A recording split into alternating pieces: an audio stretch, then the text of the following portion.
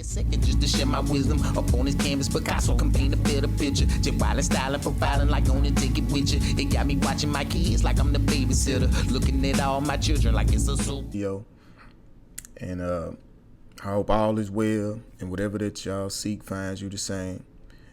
Just want to thank y'all for subscribing and enjoying the content and leaving comments. Man, it's very, very appreciated. Very, very appreciated. I like looking at you guys' comments and kind of get to see, a little bit about y'all from what you comment. And that's cool, man. It's refreshing to find a like-minded circle, and I just hope that we can grow more, get to know one another more, and learn more as we learn more about our history, our culture, and our true identities. Now, lately I've been getting a lot of trolling and, well, not a lot of trolling, but it's been some trolling and some hate messages on some of the videos from different spaces. I'm sure it's, the Native Americans who live on reservations. They really don't appreciate this content that much. But at the same time, they really don't have any thing to debunk it, or information or knowledge to debunk it.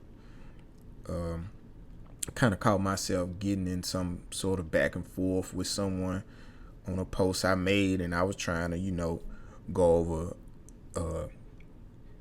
well, not go over, but just point out information and facts. And he was just, trying to give me his opinion and his feelings. And so I had I just, make a video to break down all this prejudice and racism that's dealing with this topic. So a lot of classification when it comes to the race of people, is practically governed by, scientific racism. And we're going to go over how scientific racism plays a big factor in this, Indian classification. So let's get into this article from the Smithsonian magazine, and it states the disturbing resilience of scientific racism. It said a new book explores how racist biases continue to maintain a foothold in research today. Still today, research is ran by or controlled by scientific racism. Scientists, including those who study race, like to see themselves as objectively exploring the world above the political fray. But such views of scientific neutrality are naive, as study findings inevitably are influenced by the biases of the people conducting the work. That's funny. The American sociologist W.E.B. Du Bois once wrote, "The problem of the 20th century is the problem of the color line." His words were buoyed out in part by science. It was the century when the scientifically backed enterprise of eugenics, improving the genetic quality of white European races by removing people deemed inferior, gained massive popularity. And so at that time when the original researchers was observing, that the biases basically of their colleagues, it was gaining a lot of popularity that they were trying to push European, the white race more predominantly to the inferior people that were outnumbering them, basically. It said, with advocates on both sides of the Atlantic, it would take the Holocaust to show the world the logical endpoint of such horrific ideology, discrediting much race-based science and forcing eugenics' most hardline adherents into the post-war era saw scientists on the right-wing fringe find ways to cloak their racist views in more palatable language and concepts. And as Angela Saini convincingly argues in her book, Superior, The Return of Race Science, we'll go over that in a bit, published May 21st by Beacon Press, the problem of the color line still survives today in 21st century science. In her thoroughly researched book, Saini, a London-based science journalist, provides clear explanation of racist concepts while driving into the history of race science, from archaeology, anthropology to biology and genetics. Her work involved pouring through technical papers, reports, and books, and interviewing numerous scientists across various fields, sometimes asking uncomfortable questions about their research. Mainstream scientists, geneticists, and medical researchers still invoke race and use these categories in their work, even though, listen to this, y'all, even though we have been told for 70 years that they have no biological meaning. So race has no biological meaning, that they have only social meanings. This is what one of these scientists or researchers or geneticists is admitting or acknowledging, that race has no biological meaning. So race, saying you're Native American or African American, is really socially accepted. It's not biologically true in most cases. It's what the professional said. Scientific research has struggled with concepts of race for centuries, often proposing misleading or erroneous explanations of racial differences.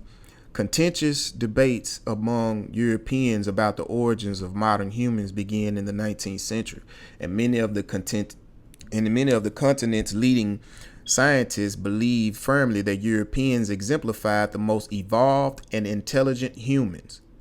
Human fossils in Europe provided the first data points in the budding field of paleoanthropology, but the region was in reality just where European archaeologists happened to start looking. So they basing that on them finding, mostly European fossils and things in Europe, and they're making them superior because of the location where they're finding a lot of ancient stuff, but it's coming out of one place. So they basing their superiority on the most stuff that they find out of this one place that they're only looking at. And this is like the precursor to them being scientifically biased, I guess. And it said, it said, as well as cave art, DNA samples, and other evidence later uncovered around the world pointed to a more, after doing other research in other places and things like that, they said that, it later uncovered around the world pointed to a more complex picture of human origins. Elements of modern humans emerged throughout Africa, and those people migrated east and then north and west in waves. Rather than distinct races, groupings, or borders, the continually mixing populations produce only gradients, with some traits slightly more common in some regions than others. Lighter skin color in northern climates emerged late. Some Britons were shocked to learn that Cheddar Man, the remains of a man who lived in southwest England almost 10,000 years ago, would today have been considered black. They didn't expect it. In the 1950s, geneticists began to confirm that some archaeologists had already surmised individual variation within population groups overlapping with other population groups turned out to be so large, y'all hear this, that the boundaries of race made less and less sense, Saini writes. The conclusion was that no pure races exist that are distinct from others. This is her conclusion. Saini writes, the conclusion was that no pure race exists that are distinct from others. Despite this evidence, those eugenicists still practicing sought to prevent their supposedly superior race from being overrun by immigration, miscegenation, and higher birth rates among other ethnicities. So check that out. Those eugenicists that were still practicing what we know as scientific racism sought to prevent the supposedly superior white race or the European race being overrun by immigrants. So people coming in from overseas and things like that, or miscegenation. That means mixing, people mixing over here, plus the foreigner coming over here and the mixing going on over here. And then you got, higher birth rates among the predominantly, colored race, how they just, making so many people. So they put scientific racism in place to keep that from, overlapping or out doing the white race or European race. I said, while few people study or advocate for eugenics today, some scientists in the rapidly advancing field of genetics held onto related ideologies after World War II. They simply use different terms, Saini points out, as some continue with race-focused research while referring to populations and human variation rather than races and racial differences. So that's crazy. That's slick there. Geneticist James Watson, for instance, a co-discoverer of DNA's double helix structure, has frequently been the subject of withering criticism for voicing racist beliefs, including that differences on tests of intelligence have a racial component, and arguing that Indians are servile and that Chinese people have somehow become genetically conformist. So an Indian is better to serve or ready to be a servant, slave, okay? And that Chinese people conform, or they go with the flow. A handful of researchers with similar beliefs, including former Nazi scientist Otmar von Verschuur and British eugenicist Roger Pearson, had trouble getting their research published in reputable journals and formed their own journal in 1961. Mankind Quarterly became a platform for race science, a place to publish questionable research under the trappings of objective science.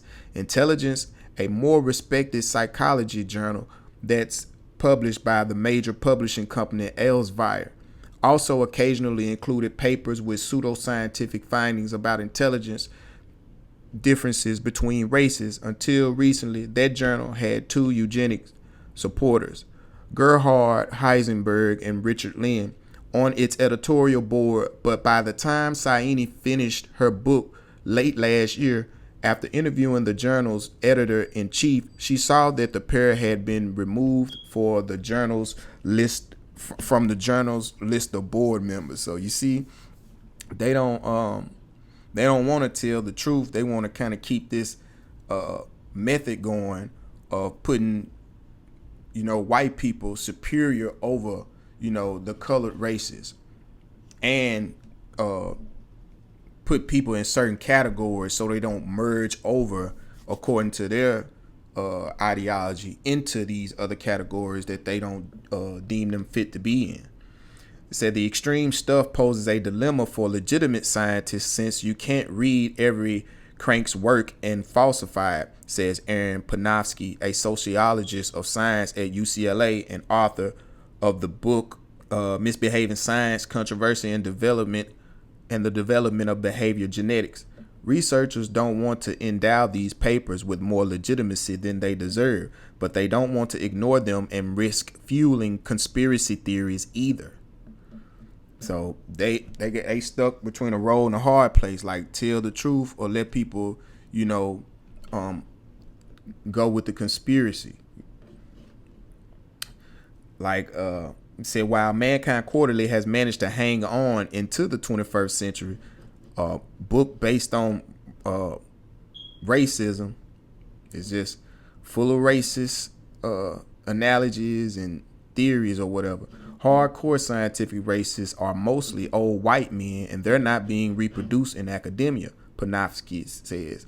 Even so, plenty of racist young white men continue to promote concepts of scientific racism, such as the participants in the 2017 Unite the Right rally in Charlottesville, Virginia, an event that even the scientific journal Nature felt the need to condemn. Even more well-meaning epidemiological scientists nonetheless still use race as a crude proxy for myriad social and environmental factors. Saini cites an example of a 2017 study with statistical errors claiming that race and biology indicate that the airways of asthmatic black Americans become more inflamed than those of asthmatic white Americans.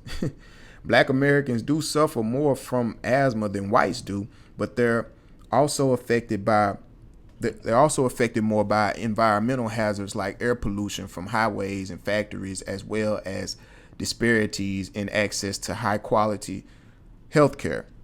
These many forms of inequality and structural racism, which sociologists have documented for decades, were swept under the rug in favor of a race variable that led to findings that could be easily misinterpreted.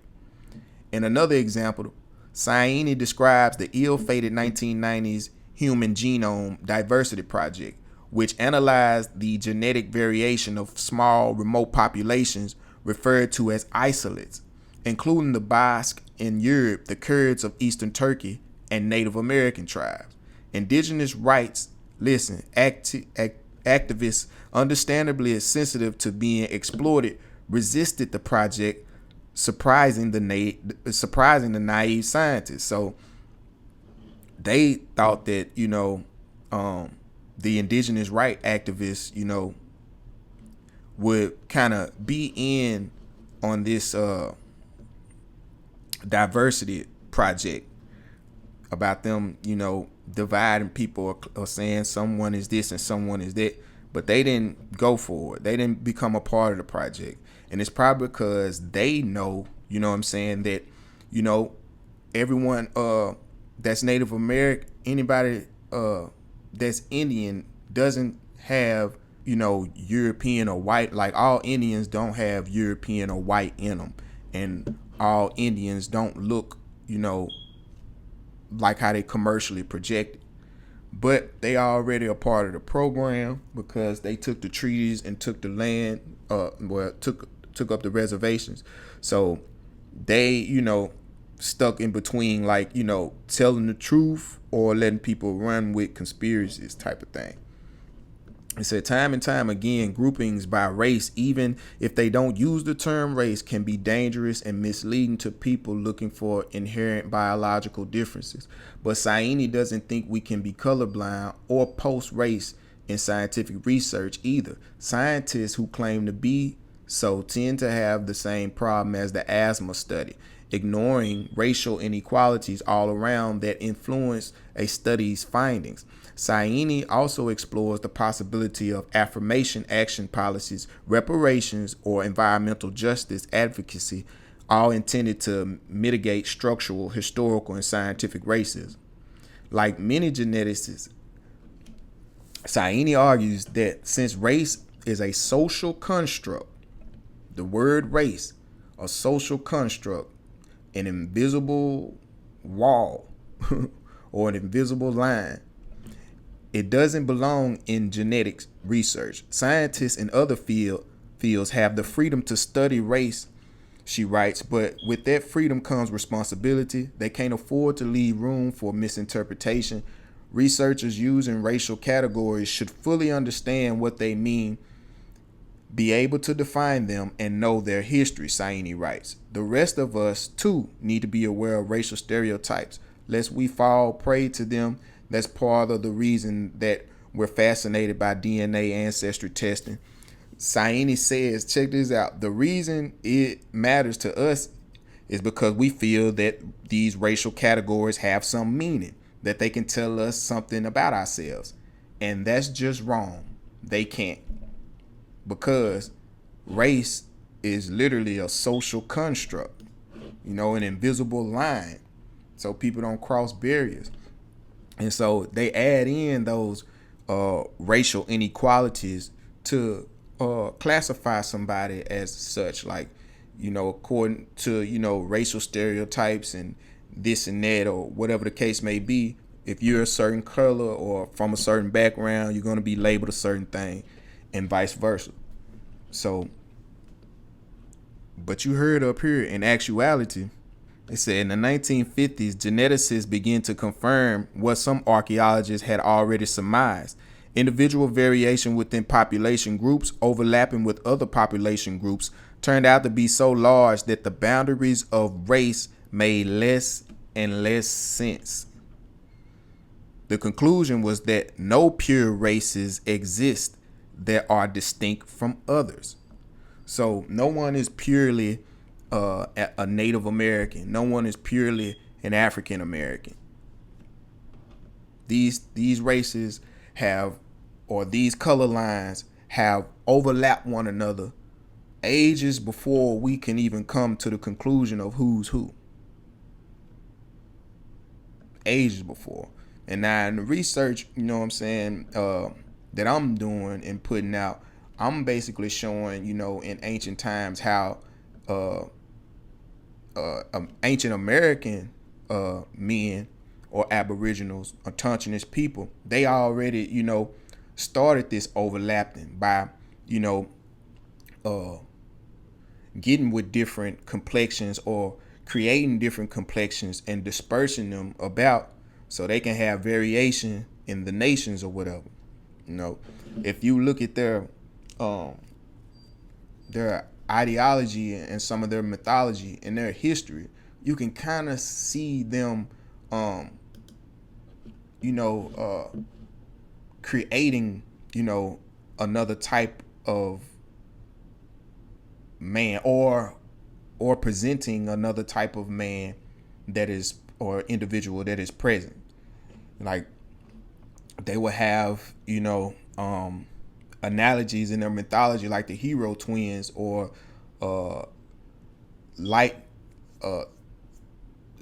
and thunder, or thunder boy and lightning man. It's like one sees, the light of the sun, what the light touches, you know what I'm saying? And one picks up vibration. So one sees what he feel and one hears what he see, type of thing. And so that's why I was in my last video, when I talked about the Quapaw chief telling the French that we don't want to leave our native soil and go among red men. Like, I think he was pointing out, that distinctively when they was asking them that, like, we two different types of people. So I wanted to go over here into this because it's her, this lady that do the research, Miss Saini. Okay, this is going over the book that she did. And it's some interesting points in this. Rethinking Race, the Sociology of American Indian Identity. And it starts off saying, much of Associate Professor Enid Logan's past research has been on blackness and the African American experience. However, in one of her latest projects, she shifts to a different, if parallel terrain, American Indian racialization. So now we're finna get into it. Now, indelible blackness and the disappearing Indian. Indigenous people have been defined very differently than African Americans in the U.S., says Logan. And these differences really highlight the degree to which race is and always has been a fundamentally social construct. She states it again, a fundamentally social construct. An invisible line, to draw an invisible line between people. No, they aren't this, they are that type of thing. Logan brings up the rule of hypodecent, or one drop rule, which applies to people of African ancestry in the U.S. Check this out. According to this logic, she states, if a person is known to have any Western African blood or ancestry, then they have been socially and legally defined as black. People of African descent were desired fundamentally for their labor, and hypodecent expanded the number of people considered to be permanently unfree laborers and later exploitable second-class citizens into perpetuity. So what she was saying was basically like, if a person had like one drop of African or black blood, what they would want to call, in them, they could be visibly or culturally or, even historically known to be something else. But that one little drop of darkness or color in them, puts them in a black category to make them African American, so they can be, free, so they can give up, free labor or be labeled as a laborer or be used for work. Logan states indigenous people, on the other hand, have faced a fundamentally different dynamic of racialization in the U.S., as they needed to decrease in number, you hear that, or disappear entirely in order to justify the expropriation of their land. So with them, I already showed y'all in my last video that I was breaking down how this land automatically created, two different types of Indians. The pale skin or the lighter shade is more material or more physical. The darker shade is more metaphysical and more spiritual. So to control the identity, and have a control over their ideology, they had to separate them. Say one is and one isn't. So the dark ones, they were all bunched together or converted or Christianized or whatever, and they turned them into black because they was already predominant in a certain area. So they weren't going nowhere. So that's the population for that area. Just turn them into Christians. They black. Now you have citizens or civilians. You get what I'm saying? And the minority, who is the pale skin or the yellow Indian, they would come and claim that identity that was predominantly there. They would claim it. They would take ownership of the tribe, and the government will send them to a certain spot in what they want to call Indian country in Oklahoma. And that was so that they could separate the tribe. When they decrease in numbers, they're going to attach themselves to the minority, the white man, the European. He's going to attach himself to that minority so he can have ties to the land. This is why the two Indians were separated at first. So the Caucasian or the European can get with someone that has the same image and likeness, so their descendants can have ties to the land by blood, because they done merged with the Indian of their fitting. See, if they merge with us, they'll be black and things will be very metaphysical or whatever, you know what I'm saying? So they had to, merge with the pale skin just to, have a plan execute. And said the blood quantum principle. Now, Native Americans have been defined first by settler society and subsequently to varying degrees and in different ways by many tribes themselves. According to the principle of blood quantum, which in many ways is the opposite of the rule of hypodecent, on the one hand, says Logan, you have African ancestry understood as some sort of indelible stain that can never be erased, never be diluted. But indigenous blood and identity are understood to be always disappearing. And I told you that's because after separating, coming over here and dividing the Indians up, by color, tell the dark ones that they Negroes and that they're black or whatever. The dark ones that you can convince that are Negroes, because the ones that you can't, they take identity of the tribe, and they have them as slave owners. And I'm gonna show you that later. But this is how, you know, a white person is able to say that they have Indian in them. It's because they, you know, merged with the Indian, or they made it with the Indian, so that an Indian be passed off as a certain color, and they relate them to a certain people, so they'll have a certain type of ancestry. The European, they want to have ties to the land, and they don't want the land to be tied to someone of dark complexion. So they point out the yellow Indian, mate with them, and say that they are Indians, instead of dark ones are not. But I'm going to show you that the ones that were black or were of a dark complexion, you know what I'm saying, that could still keep their Indian identity or claim their nation, because the government had treaties with them. In order for them to do that, they had to participate in slavery. So most of us come out of slavery because we come from tribal masters. Like, these Indians became slave owners. And it wasn't, you know what I'm saying, forceful or anything. Is when the treaties were established, or when they were recognized by the government as a tribe. Now, you know, you operating, you know, on our land, this and that. Slavery is the law of the land. You know, in order for you to operate on this land or this space where you at, you know, you have to have slaves. These people, all these people in your tribe, or all of this stuff, this isn't your tribe no more. These are your slaves. You're the master and these are slaves. So imagine you having a tribe and y'all somewhere and this and that, and you settle and agree and partner up with the government or whatever like that, and they tell you, okay, you know, you're not a chief no more, you're a plantation owner, okay, and these aren't your tribe, these are your slaves. And you're like, well, what about my family?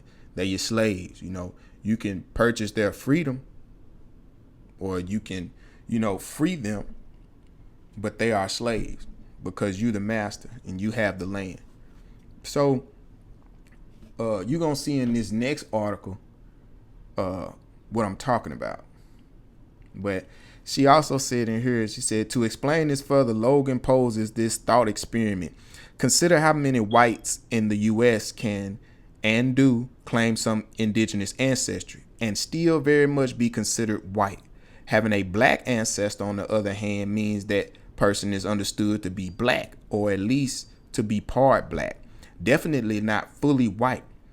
Indigeneity can be fully absorbed into whiteness in ways that blackness cannot. So a white person can claim to be Indian and make it prevalent, but a black person claim to be Indian just because he's black.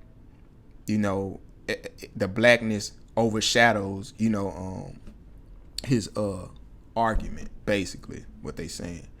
And definitely not fully white. Indigeneity can be fully absorbed into whiteness in ways blackness cannot, and these differences have nothing to do with skin color or phenotype.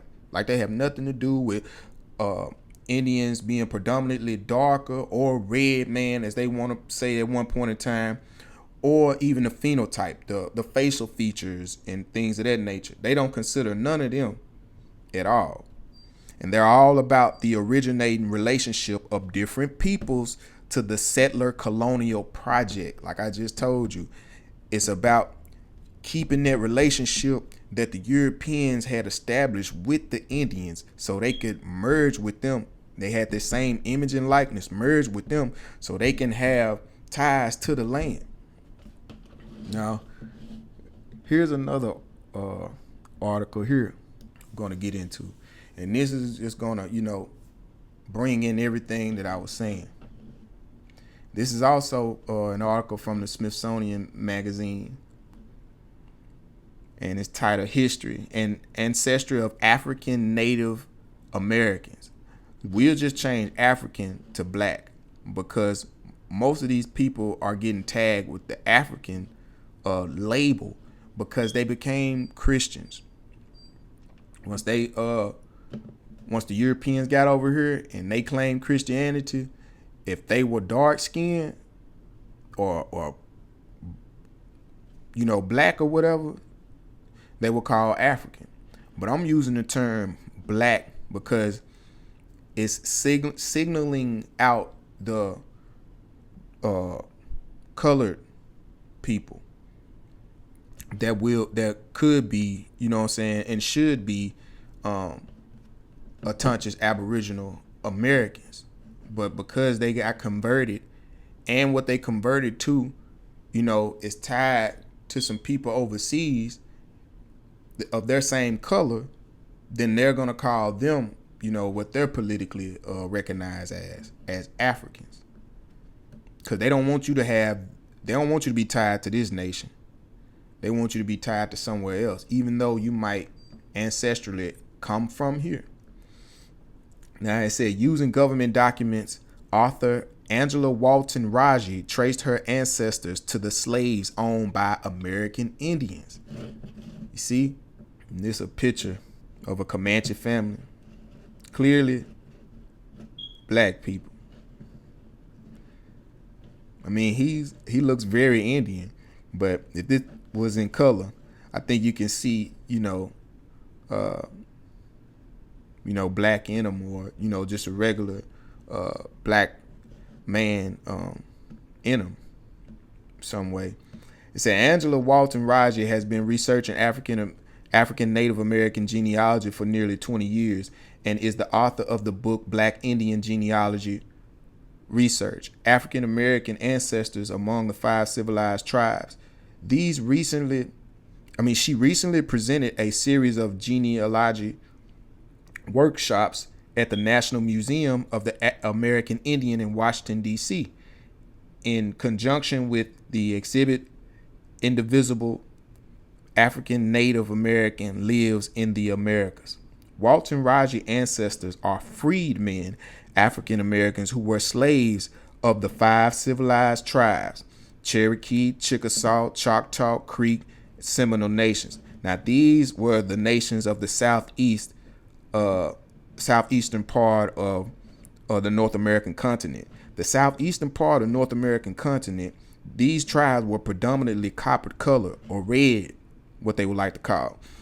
So the government, wanted treaties with them so they can have their land. They still could be a tribe, but they want their land, and they wanted them to take everybody, basically to turn the tribes into black slaves. The reason why I said this is because if you a Cherokee chief, Chickasaw chief, whatever like that, and most of the people in your tribe are of a dark complexion, then now that you got these, now that you've been, recognized by the government, you are now a slave owner. Okay, and most of your tribe are going to become your slaves. So this is how a lot of, I think, Indians disappeared. Once, these certain tribes became recognized with the government or whatever like that, during the time of slavery, they had to, they were the heads, they were the chiefs of the tribe. So they were the masters. And by them being heads or chiefs, everybody else up under them, they're slaves. So their wife would be their slave, their child would be their slave, their brother, their sister, their mother, their friends, their family. Everybody in the tribe would be a slave of the chief. And in order for them to not be a slave, he would have to free them. Now check this out. The Cherokee freed their slaves in 1863, and after the Civil War, the other tribes did the same. All but the Chickasaw eventually granted freedmen full citizenship in their tribe. In preparation for Oklahoma statehood, the U.S. Congress created the Dawes Commission, which was charged with dissolving collective tribal land ownership. Dissolving collective tribal land ownership and allotting land to individual tribal members. So they was dissolving, the land that they had as a collective, the whole southeastern territory, and they started dividing it into little lots, probably for people who got freed and chose to stay. So those who got freed by the tribe and chose to stay ended up becoming, freedmen, free slave, free black, free colored in these same locations in the southeast. So the tribe, they nationally, picked up and left, but I'm sure that they was freeing, or they freed some people before they did leave. And when they were free, first of all, when the government, did a treaty with them, they became a slave. They were no longer, an Indian or part of a tribe. They became a slave. And now when the tribe is picking up and leaving for Indian reservation, you don't want to go. You want to stay. You want to stay on your ancestral homeland or something like that. Well, they just going to free you, and then they'll give you a lot. And they was doing that in Oklahoma, too, though. I mean, mainly it was getting done in Oklahoma, but I'm sure it started out in the southeast as they were leaving.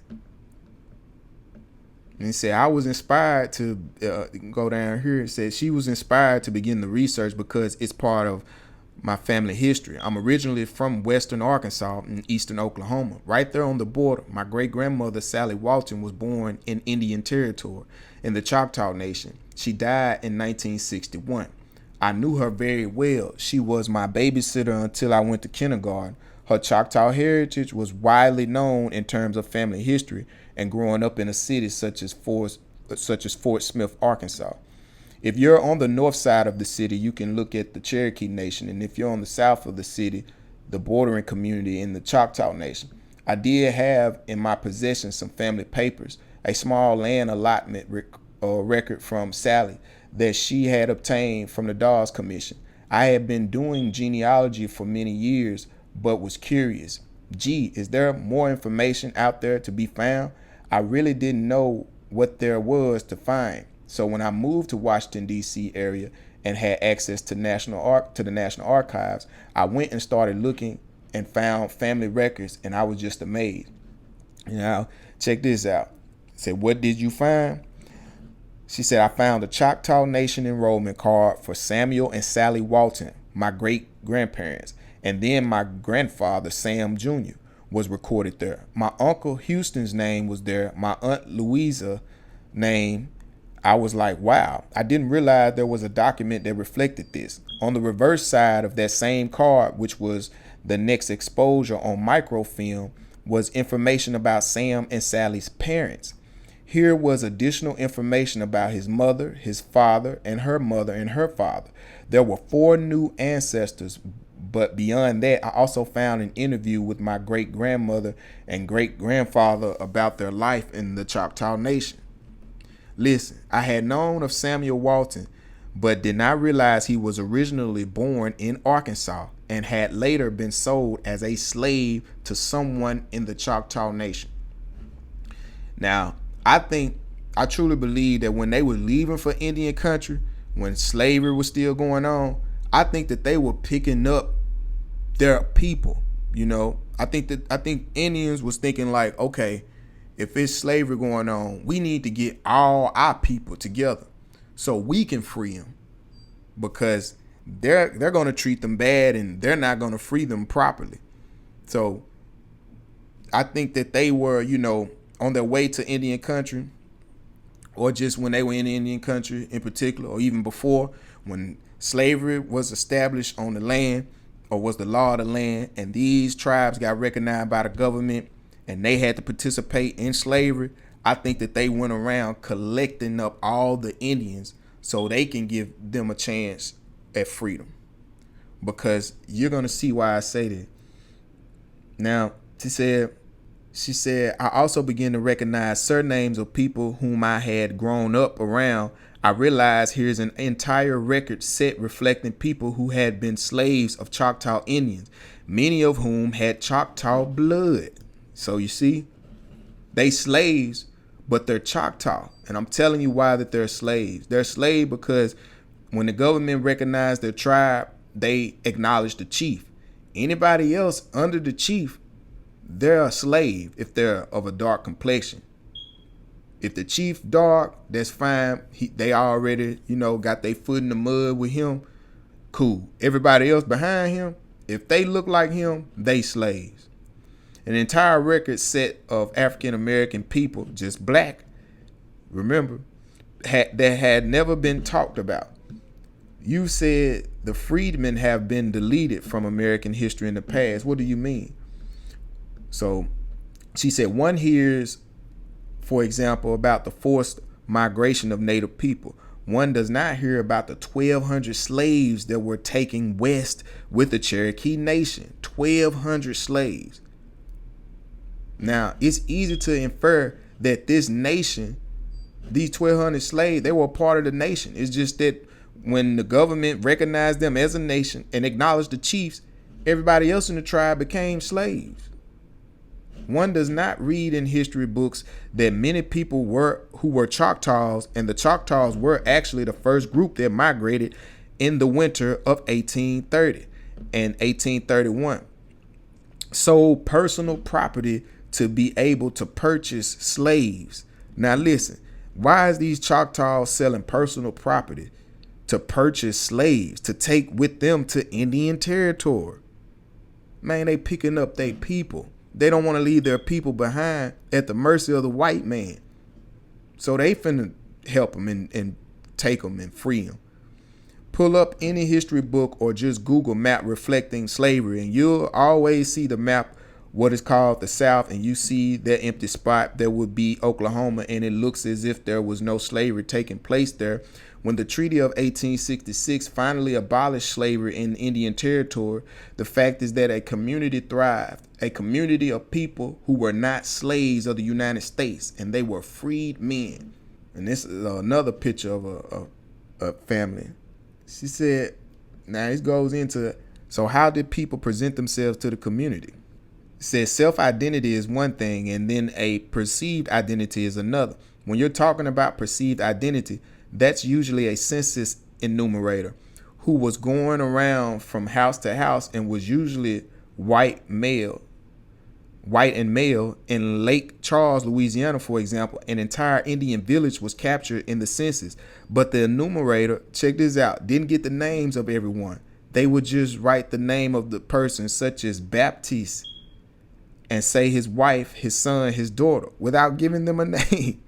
So more than likely, the enumerator was not comfortable going into the Indian village. Why? Because it probably was mostly black and just did a count without interacting with the people themselves. I always ask the people to research an ancestor throughout their entire lifetime. And if this ancestor is continually identifying themselves differently than a descendant might claim, in other words, this descendant is claiming the ancestor was a Native American, but throughout their ancestor's life, they are identifying themselves as black, then one has to really look and say, was this person really living in a Native American community, or is it a way to explain a light complexion that makes the family feel better than acknowledging that maybe this person's mother or grandmother was involved in a relationship against her will? Like they must have, slept with the slave owner who maybe was, white, Caucasian, or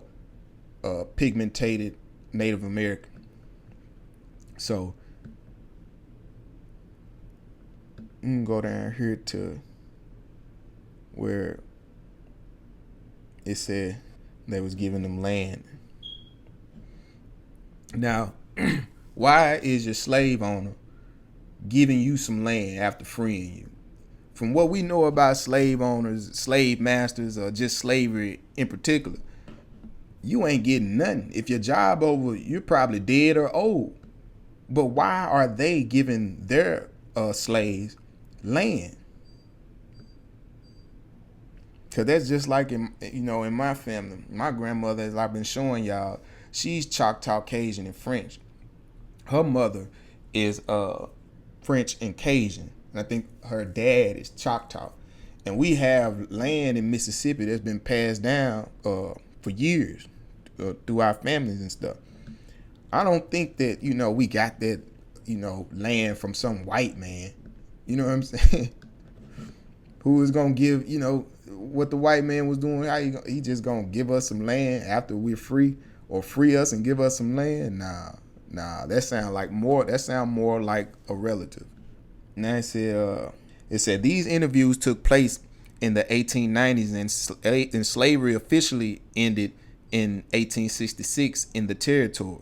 The reverse side of the enrollment card is the name of the person's parents, the father's tribal enrollment, the name of the father's slave owner if the father had been enslaved. In many cases, particularly in the Choctaw Nation and Chickasaw Nation, this is very close to Arkansas. Very, very close. As a matter of fact, some of the Chickasaw Nation is pouring over into northeast Arkansas.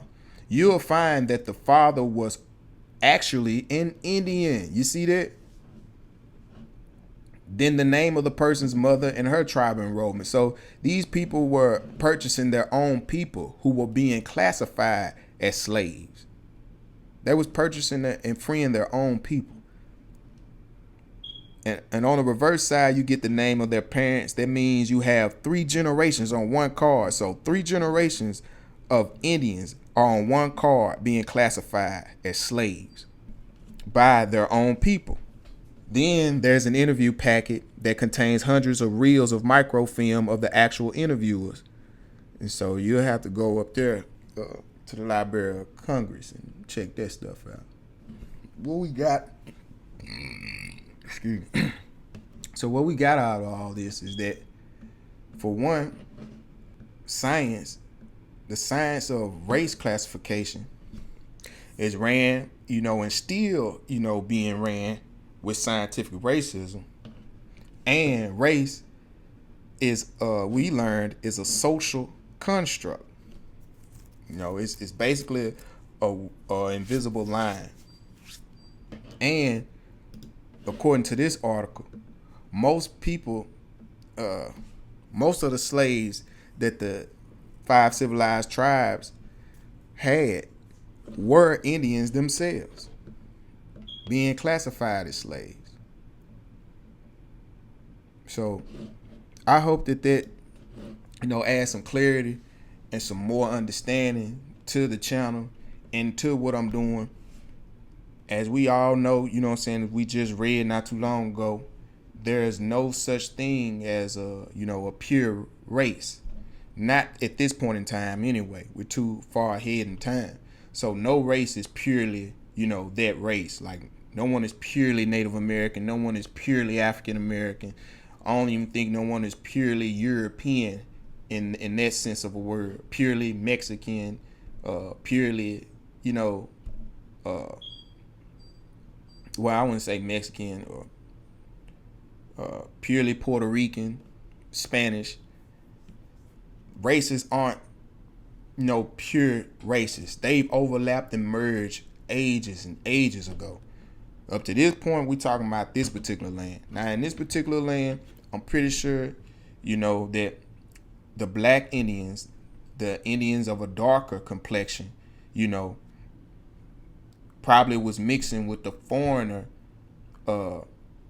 black man that probably would have been European, probably would have been French, probably would have been, a Moor, or anything of that nature.